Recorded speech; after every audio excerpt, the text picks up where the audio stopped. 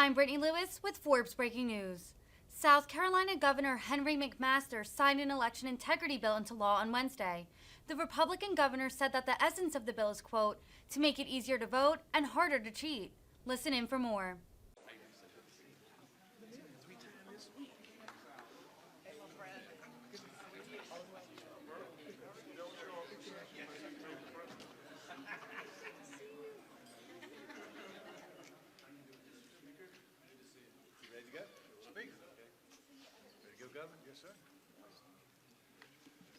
Good afternoon, everyone, and thank you all for being here today on this historic, monumental occasion for the great state of South Carolina as we talk about South Carolina's election integrity bill. You know, I remember last year, and many of you might recall this with me, in 2021 when Georgia passed their election integrity bill, and the furor and uproar around the state of Georgia as they moved the All-Star game that was supposed to be in Atlanta to Colorado. What I can tell you, South Carolina is not like Georgia, and everybody in this room here today are all-stars as they led this effort to the goal line.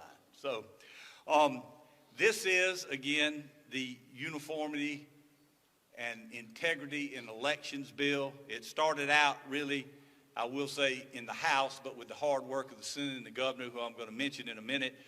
It started off back in 2020 when we went through the lawsuits involving our elections for 2020. And what became clear to me during that time was that even though South Carolina did a good job with elections, that there were actually 46 election commissions that at times were operating in a different way. And although that did not have consequences for the state of South Carolina, down the road, it could certainly be the recipe for disaster in this state. We would go to hearings and have different counties say that, yes, we do signature verification, or no, we don't do signature verification, or yes, we do a right to cure, or no, we don't do a right to cure. So one of the main thrusts of this bill is to make sure that every county election commission was doing things in the exact same way. A vote in Darlington County should count just the same as a vote in York County, just the same as a vote in Charleston County, just the same as a vote in Richland County. So that was kind of part one of the bill, the uniformity part. That was House Bill 3444. Then the House passed the Omnibus election bill, House Bill 4919, which we also sent to the Senate. And the crux of that bill is we wanted in South Carolina to make it easier to vote and harder to cheat.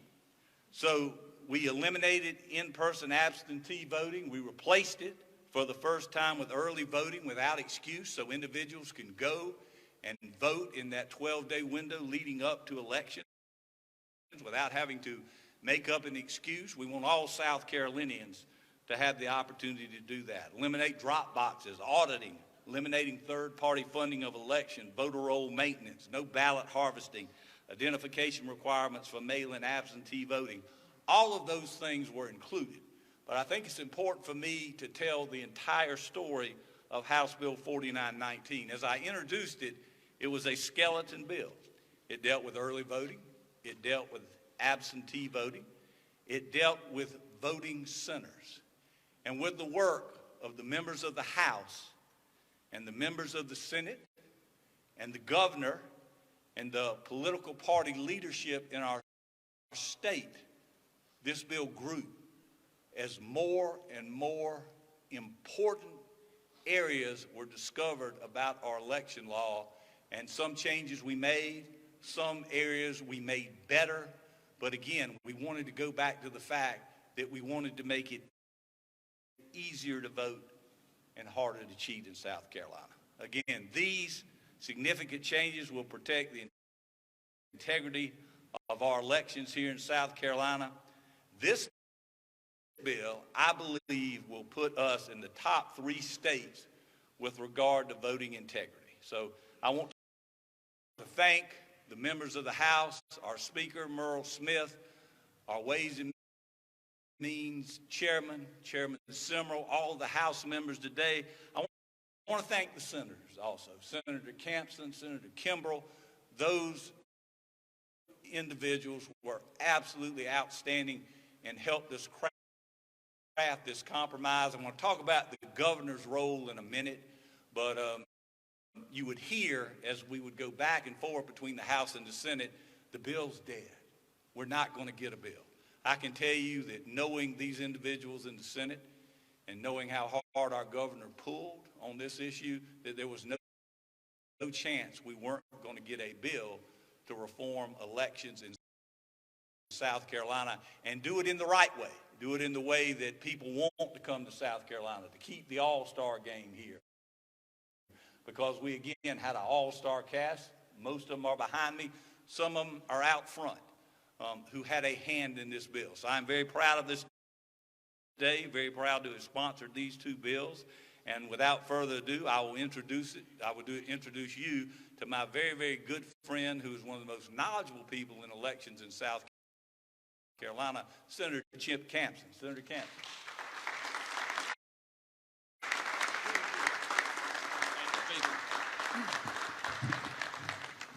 Thank you, Mr. Speaker. Can I still call you that? Yes, okay, good.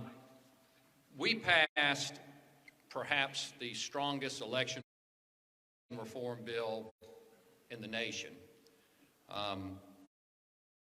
In fact, the Foundation for Government Accountability has just issued an opinion that it is the strongest election reform bill in the nation.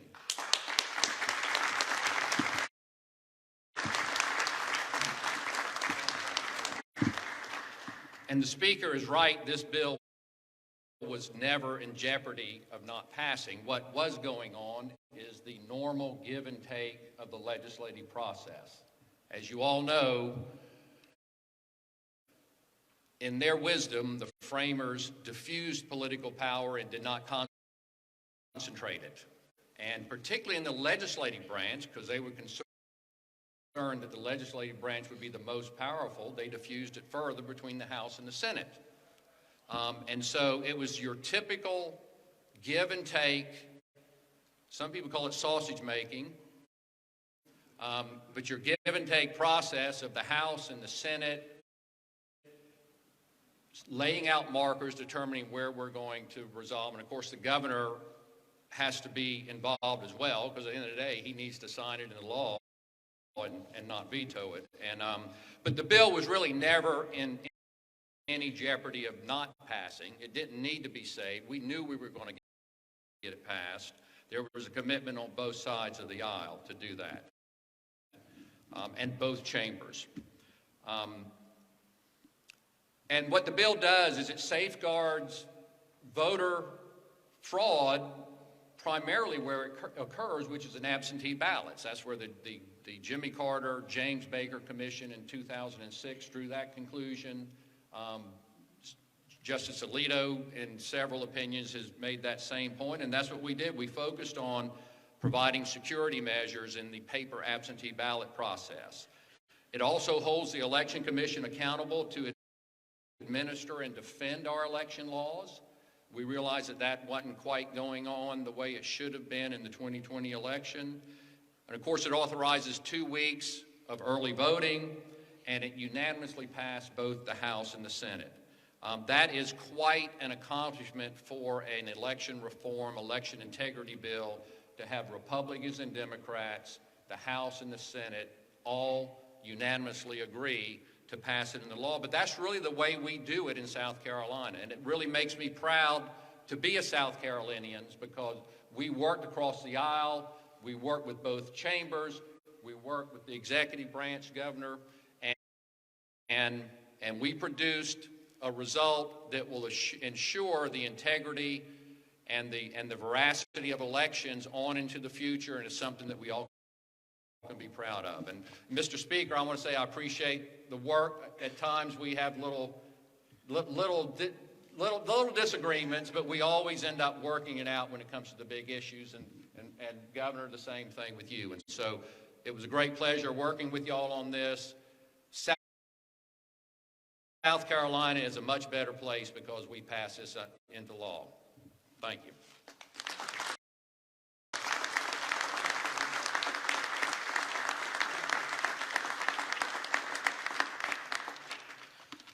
Thank you, Senator Camps, and also thank all of y'all for being here today. My name is Representative Brandon Newton from Lancaster County, and I had the honor of helping shepherd this bill through the House. First off, I want to thank the people along the way. So this was a 2-year journey in the House. We began working on this last year and had hours of testimony on this bill. I want to first thank Speaker Lucas, Chairman Jordan of the subcommittee, and Chairman Murphy of the Judiciary Committee for giving us the time to work this through. It matters when you can do the work on the front end before you just put a bill on the floor and run with it, and I think we did a great job of doing that. Also, I want to thank the Senate and the Governor for their work during this. This is truly a model of how you can do important legislation in a timely and also effective way. This bill does a couple things I want to brag on. First, it modernizes our system. South Carolina was one of less than 10 states that allowed no excuse in-person early voting. We are now no longer on that list, and it's important. I don't think anybody has a disagreement. If you want to show up and vote and show that photo ID in person, you should be allowed to vote early. I don't think anyone disagrees with that. We now do it. We also now will allow our voter offices to have more time to count the absentee ballots. Instead of forcing them to do that entire process starting at 9 a.m. on Election Day, and they have a whole other day to do the outer envelope process, and then starting at 7 a.m. on Election Day, they can do the inner ballot process. Why is that important? That means that we're not going to be counting ballots in South Carolina for days upon days after Election Day. This will allow the vast majority of our ballots to be counted before the polls close at 7 o'clock. We don't want to be like states around the country that took 6 or 7 days to count their ballots, and this bill safeguards that. Secondly, it makes sure our elections are safe and secure. We're going to have elections that are secure with these changes we've made to absentee voting, and they're also going to be safe for all our voters to know that it's not on them to come up with an excuse to vote early. That is a huge burden. Sometimes we forget about, imagine the guy that works a 12-hour shift. He may have only a 30-minute window on Election Day to vote, or his vote doesn't count. We're now going to give that person 2 weeks, including Saturdays, to vote early. That is a huge step forward for working people in South Carolina to make sure their vote is cast in a safe way. I also want to thank a lot of the people who helped during this process, the citizens groups that came and testified, and also I want to thank the State Election Commission and Howie Knapp. Howie's a wonderful director and is doing a great job and was able to give us a lot of great guidance during this process. SCARE, the County Election Official Organization, they have the worst acronym in state government, but they truly did a great job helping us during this. A lot of these points are things they've been fighting for years, and that's why it was important for us to take our time on this, to make sure this is a bill that's not only one we want, but one that can be implemented by our county election officials. Don't forget that in the vast majority of these counties, you have 2 people running these offices, or sometimes even less than that. So it's so important that we make sure this system can work for them. They were integral to this process, and I want to thank them as well. And also a challenge to the general public, I'm going to say, 1, please take part in the early voting process. Everyone that votes early is one less person in line on Election Day. So you help that person who's voting on Election Day. I don't know about my friends behind me, but I plan on being there when the polls open on May 31st for early voting for our primary, and I want to be one of the first South Carolinians to be casting an early vote. I hope you join me in doing that, and make sure you support your local election commissions. I'm sure they're looking for poll workers, so feel free to call your office and make sure you help them. With that, I want to thank all of our colleagues here for making this important bill and this long journey happen. So thank you all very much.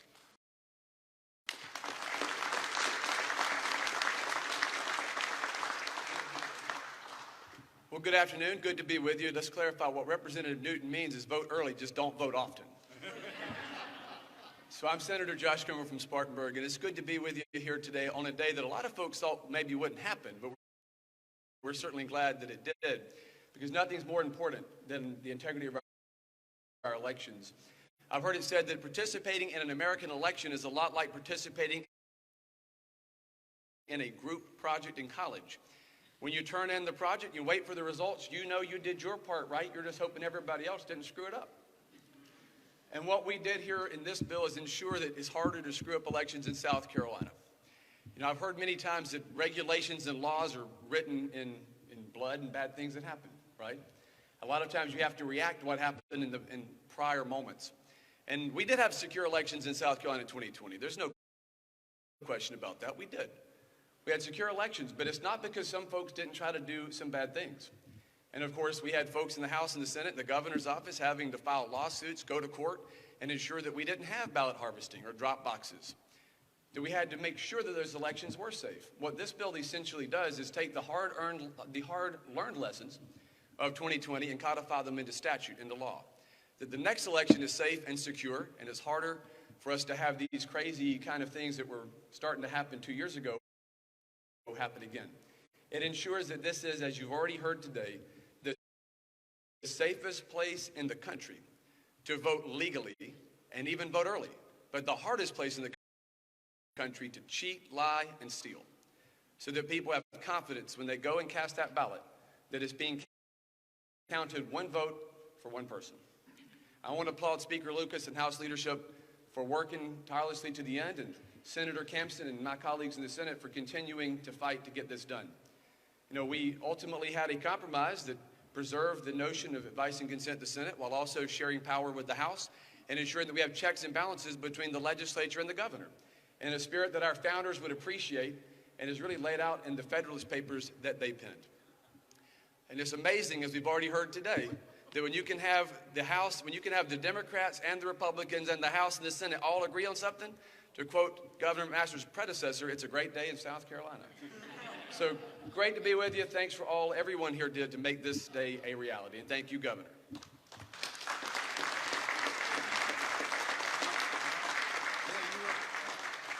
Good afternoon. I'm a fish out of water here today, Mr. Speaker, as chairman of the Democratic Party.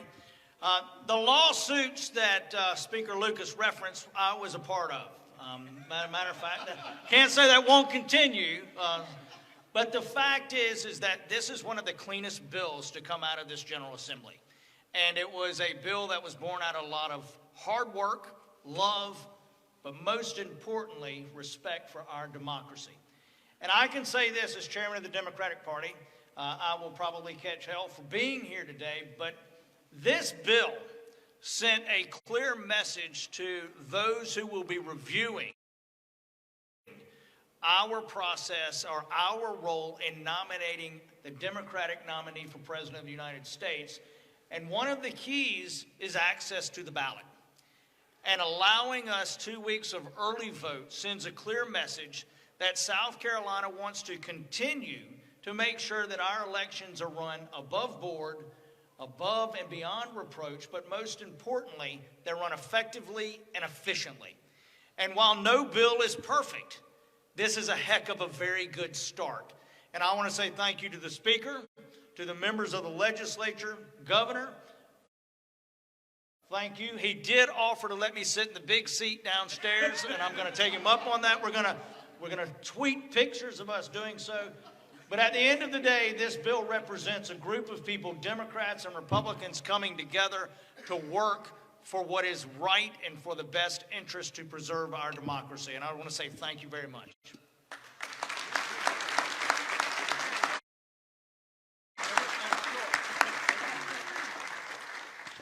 Well, good afternoon.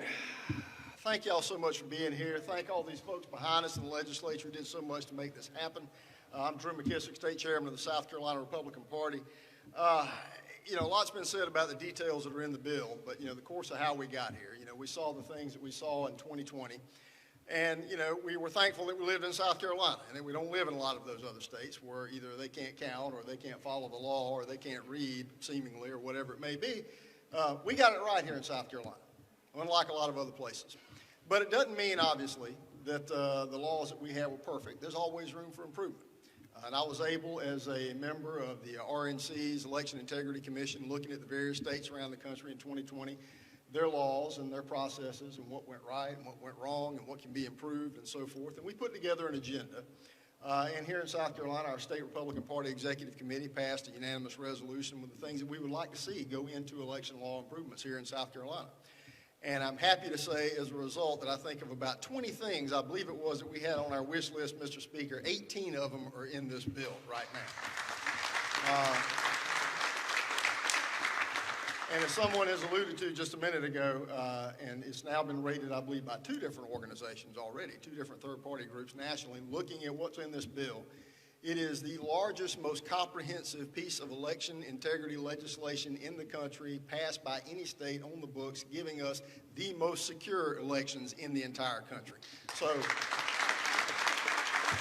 with that, though, I want to say thank you again to the folks in the legislature who worked with us to help get these things into this bill, but also all the folks within the party and the activists around the state. Those of you who did so much, not only looking at things in your own county and giving feedback to the committee in the committee hearings, calling and talking with legislators and letting them know our concerns. Sincerely appreciate it. Y'all made all this possible, and give yourselves a round of applause for getting this legislation passed. Thank you.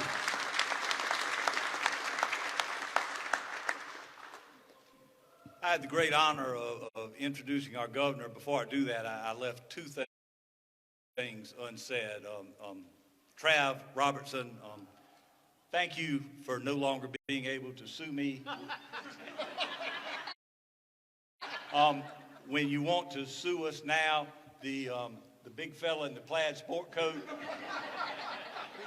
that's the guy you can hand the papers to also. The other thing I neglected to say is, again, this bill grew and grew, and it grew because what happened in the House and the Senate and the tremendous amount of testimony that was taken. And I didn't give due recognition to Chairman Murphy, who's over our Judiciary Committee, and Jay Jordan, who listened to hours and hours and hours of testimony, and the bill got better because people in the public who cared about elections, who understood that if you undermine confidence in government, you will undermine confidence in our state, who understood that their voices need to be heard. And yes, it was a lot of testimony, but Chairman Murphy and Chairman Jordan did an outstanding job taking that.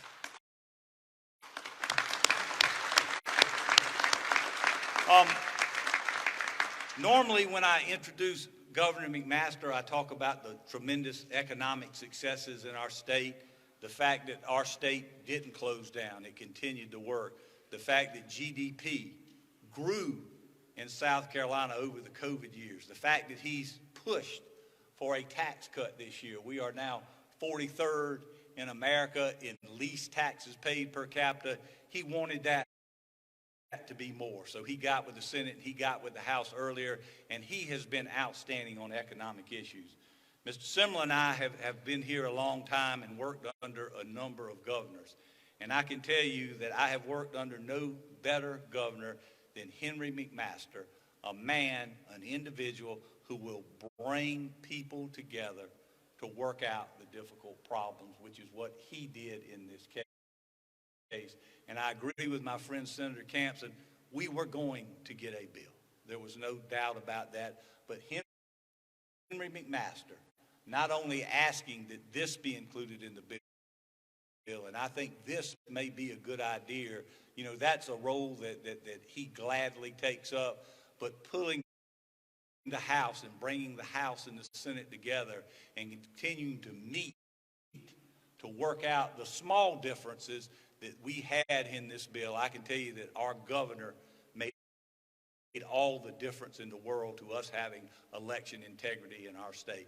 And it is my honor, and maybe governor for the last time, to introduce a very good friend, a very great leader, and I think the best governor in America, Henry Dargan McMaster. Governor McMaster.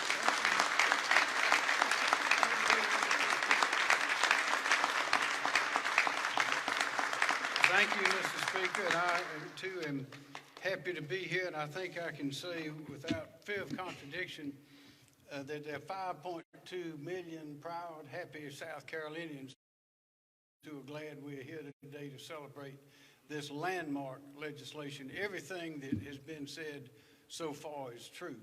South Carolina is about as close to a perfect state as you can get if we are not perfect in all of our capacities. And this bill, this law, is about as close to perfect as you can get in all of its different provisions. They were needed, they are here, and once again, it makes the people of South Carolina proud of our state and proud and have confidence in our people. I think we can agree that South Carolinians should be able to cast their ballots freely and with confidence, knowing that they will be properly counted and reported. Unfortunately, through error, irregularities, accident, and even fraud, that confidence is sometimes destroyed.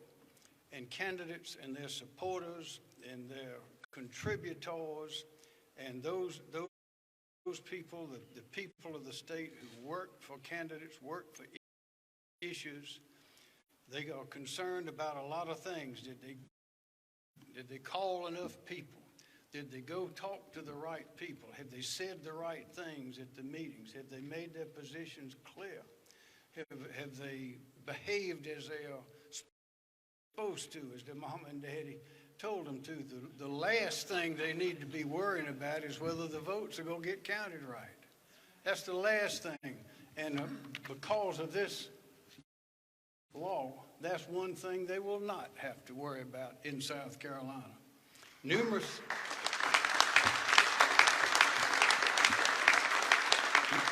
studies show that many Americans are losing faith in elections, especially after the elections of 2020 and all those controversies, as has been mentioned.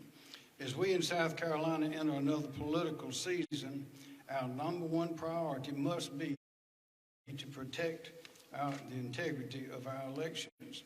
When I was a U.S. Attorney in the Reagan administration, we convicted more than 30 people, prominent people, office holders, for election fraud in South Carolina. The Heritage Foundation maintains an election fraud database that documents 1,311 cases of voter fraud across the country in 40 years since then, resulting in more than 1,100 convictions. Now, we know more fraud than that took place. We suspect more took place, but those are actual numbers based on convictions. During the 2020 elections, court and election officials in many states implemented a variety of measures in response to the COVID-19 concerns. The public scrutiny that followed revealed the need for improvement in election processes, including our own. As has been mentioned, we defended our elections and were successful in court, but now is the time to finish the job. So today, I will sign into ceremonially the Bipartisan Election Integrity Bill, which, as has been mentioned, makes it easier to vote and harder to cheat in South Carolina. Jay Lucas, our Speaker of the House, presented us with two excellent bills, both of which have been incorporated into the bill I'm signing today. The Speaker's bills were based on the simple and often violated premise that election officials in each county should apply their election rules in precisely the same uniform way in every county. Each voter in each county must be treated exactly like every other voter in every other county, and the voting process must be completely secure and reliable. In addition, the bill prohibits drop boxes, requires post-election audits, which are very valuable, prohibits county election commissions from accepting dark money. We had over $5 million of dark money that was put in our election processes here through the county election commissions. From private corporations like Facebook to help conduct elections, and requires all election commissioners to fall under the authority of the State Election Commission, ensuring that each county conducts elections by the same rules and the same procedures, and it can be fixed if they don't.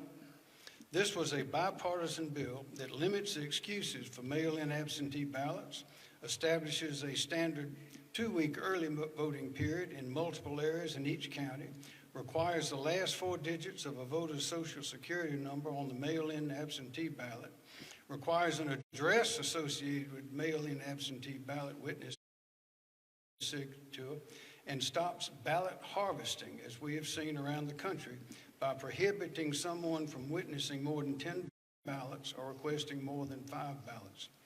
Also, my executive budget proposed and the House Senate budgets have funded the creation of a new election integrity and compliance audit program at the State Election Commission. Teams of auditors working for the state will conduct regular and routine examinations to confirm the integrity of elections conducted on the state and local level.